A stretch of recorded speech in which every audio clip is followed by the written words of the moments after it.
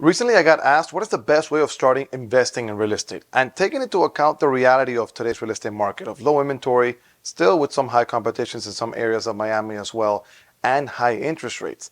The best way for you to get started is to do the house hacking method, which essentially means buy a property primary, whether it's 3.5% down FHA or 5% conventional, live in it for 2 years, save up, and then leave the property rented to buy another one. Most likely in about 2 years, interest rates are going to be better than what they are today because they are starting to come down. So you can refinance that first property you buy, lower your monthly payment, rent it out for the tenant to pay your mortgage and potentially get a little bit extra cash flow. And then when you buy the second one, you can still utilize the same primary home loan program benefits of lower down payment and lower interest rates. Do this every 2 years, and in a span of 10 years, you could potentially have 5 properties under your portfolio by putting almost to no money down, 3.5 to 5% down plus closing costs, and getting the preferential interest rate for that primary loan. If you guys have any other questions, don't hesitate to reach out. My name is Bryan Roach, your real estate agent here in Miami, Florida, and I'll see you next time. Take care.